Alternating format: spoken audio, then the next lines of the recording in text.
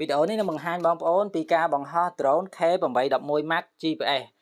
អញ្ចឹងដើម្បីបង្ហោះឲ្យបានទីមួយយើងបើកនេះកងតាក់បើកយើងបើកវាសិនហើយពេលបើកយើងកុំដាក់តលដីព្រោះកាមេរ៉ានេះកាមេរ៉ាវាលោតណាហើយសម្រាប់ការបង្ហោះនេះដែរបងប្អូនត្រូវតែធ្វើការ calibrate វាបើសិនជាបងប្អូនអត់ calibrate វាទេ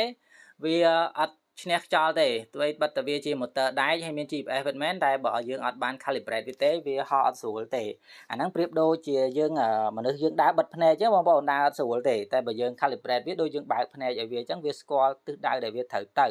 កាលណាវាស្គាល់ទិសដៅដែលវាត្រូវទៅគឺវាទៅបានរលូន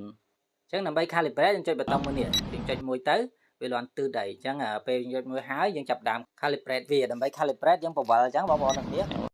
បង្វិលវាមកជុំអញ្ចឹងមកហើយវាលាន់ទិសដៅហើយបន្ទាប់មកយើងប្រយ៉ងវាចុះអញ្ចឹងហើយបង្វិលវាមកជុំទៀតតែប៉ុណ្្នឹងទៅគឺបានហើយតែប៉ុណ្្នឹងគឺវាស្គាល់គ្នាហើយមានន័យថាវាដូចយើងបើកភ្នែកឲ្យវាអញ្ចឹងណាហើយឥឡូវបន្ទាប់ពីយើង calibrate ហើយយើងចុច GPS ឲ្យវាជាប់ GPS បងប្អូនមើលភ្លើងនេះអាចថាមើលអត់ឃើញតែដល់បងមើលផ្ទាល់គឺឃើញហើយអញ្ចឹងភ្លើង GPS ហ្នឹងគឺវាអត់លោតទេតែពេលដែលយើងចុចជាប់ទៅភ្លើងវាហ្នឹងចាប់ដើមលោតទឹកយឺតអត់ញាប់ទេឥឡូវខ្ញុំចាប់ដើមបង្ហោះជូនបងប្អូនមើលនេះឥឡូវហោះហើយអញ្ចឹងវីដេអូនេះខ្ញុំនឹងបង្ហាញបងប្អូនបង្ហោះទៅឆ្ងាយហើយខ្ញុំបិទ tele ឲ្យវាហោះត្រឡប់មកទីដៅវាវិញមកទីតាំងដែលវាហោះទៅវិញណា